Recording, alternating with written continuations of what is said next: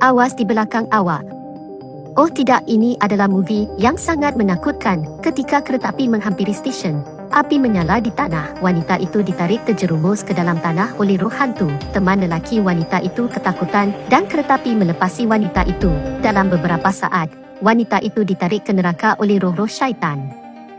Wanita itu adalah Brown, seorang pekerja bank. Satu hari seorang wanita tua bernama Ganesh datang dan ingin membuat pinjaman membeli rumah. Brown melihat dokumen dan berkata, "Maaf, Nenek. Awak sangat tua. Mengikut peraturan awak tidak boleh meminjam wang." Wanita tua itu sedih tidak dapat meminjam dan dia berkata dia tidak mempunyai anak. Dia juga berkata jika tidak berjaya, dia tidak akan ada tempat tinggal lagi. Wanita tua itu melutut dan menangis sambil merayu Brown. Tetapi sebagai pekerja bawahan, Brown tidak dapat membantu apa-apa. Ganesh berkata dia seorang yang hormat, tapi hari ini dia merayu. Brown cuba menerangkan keadaan, namun Ganesh cuba mencekik leher Brown, namun sempat pengawal menarik Ganesh. Bagaimanapun ini hanyalah permulaan mimpi negeri buat Brown. Habis waktu bekerja, semasa Brown keluar dari pejabat, dia terasa ada sesuatu yang pelik. Sehelai sapu tangan terawang-awang menuju kepadanya dan dia terus memerhatikan. Semasa Brown melihat ke belakang, Brown melihat Ganesh telah duduk di situ. Ganesh mula menarik rambut Brown serta subang telinga Brown, menyebabkan Brown menjerit kesakitan. Brown menggapai barang, ternyata itu stapler dan menusuk ke Ganesh. Namun Ganesh menjadi lebih ganas dan segera mencekik leher Brown. Semasa bergelut, Brown saja menghidupkan enjin kereta. Kereta itu mula bergerak dan akhirnya melanggar kenderaan lain. Namun Ganesh yang cedera menjadi lebih ganas dan menggila menyerang Brown. Brown berjaya menendang Ganesh dan ingat keadaan terkawal. Namun Ganesh bangkit melontarkan objek, memecahkan cermin kereta dan menghirit Brown keluar. Namun kali ini Ganesh hanya mengambil butang baju milik Brown. Ganesh membaca mentera pada butang baju dan menghembuskan sihirnya ke butang. Ganesh memberi balik butang itu dan berkata tak lama lagi Brown sendiri akan merayunya. Esoknya, bayang-bayang pelik mula muncul di pintu rumah Brown. Angin kuat berlaku menghempas Brown dan rumahnya berselerakkan. Brown menyangka itu tentu sihir Ganesh, lalu dia dan teman lelakinya ke tempat bomoh untuk berubat. Ketika bomoh itu menyentuh Brown, bomoh itu melihat banyak syaitan meliputi tubuh Brown. Bomoh itu menjadi ketakutan dan mahu Brown pulang sahaja dan tahu Brown dalam masalah besar.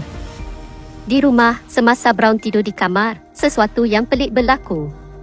Seekor lalat masuk ke lubang hidungnya dan keluar semula tidak lama kemudian. Namun Brown terus tidur dengan lena dan tidak merasa apa-apa. Keadaan ngeri bakal menyusul bila lalat itu memasuki mulut Brown. Brown terjaga dan melihat keadaan sekelilingnya tenang. Namun di sebelahnya muncul Ganesh yang menggigit Brown dengan ganas. Brown amat ketakutan dan tergamam. Ganesh muntah di muka Brown dengan benda-benda pelik. Brown yang jijik dengan muntah Ganesh juga muntah dengan benda pelik. Brown terjaga dari tidur dan mendapati itu hanya halusinasi dirinya. Di meja sarapan, Brown melihat ada benda pelik di dalam potongan keknya. Brown menguis benda pelik itu dan mendapati ada mata. Brown yang takut merodok mata itu dengan garpu dan tersembur keluar jos tomato. Brown sampai di bank dan ingin memulakan tugasnya. Tiba-tiba Brown merasa ada lalat di perutnya. Kemudian hidung Brown berdarah. Pengurus bank memberikan tisu, namun hidung Brown tersembur jos tomato dengan banyak. Semasa berjalan kaki balik ke rumah, gumpalan angin mengikuri Brown. Memikirkan ini semua berpunca dari Ganesh yang membuat sihir. Brown bertekad mencari rumah Ganesh. Brown tiba ke rumah Ganesh dan mendapati keluarganya sedang berkabung akan kematian Ganesh dan melihat gambar Ganesh mati dengan cara pelik. Brown terkejut dan tergelicik jatuh ke atas mayat Ganesh. Dan kaki meja mayat turut patah dan mayat Ganesh menimpa Brown. Brown yang dihantui roh sihir datang berjumpa bomoh semula. Selepas dirayu, bomoh itu memberikan cadangan. Bomoh itu berkata Brown perlu memulangkan sihir itu ke mayat Ganesh. Brown yang terdesak, terpaksa melakukan itu. Untuk membuang sihir, Brown perlu menggali kubur Ganesh dan memulangkan sihir kepadanya. Namun tapak tangan mayat Ganesh sukar dibuka. Brown terhalang melakukannya. Akibat terdesak, Brown meruduk mulut Ganesh dengan penduduk. Brown memasukkan butang ke mulut Ganesh sebagai tanda memulangkan sihirnya.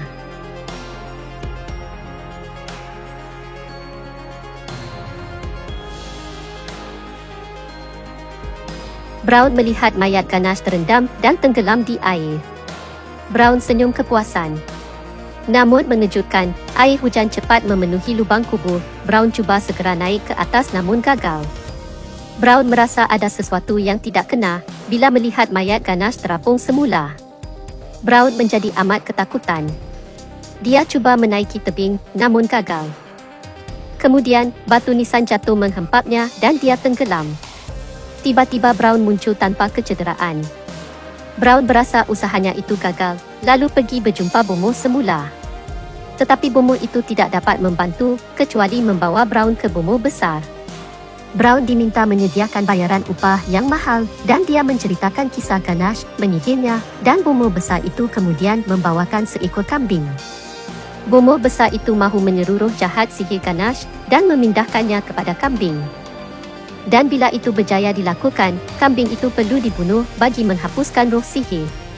Mereka mengadakan ritual memuja hantu dengan berpegang tangan dan serapah jampi.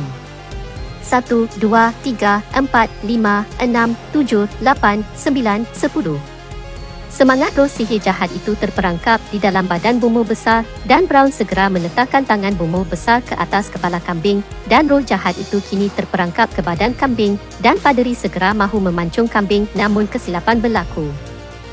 Dan tangan paderi itu digigit kambing dan roh jahat masuk ke tubuh paderi itu pula. Paderi yang dirasuk roh jahat mula menyerang. Nasib Bomoh besar sempat sedar dan menggunakan kuasanya untuk menghalau roh jahat itu pergi.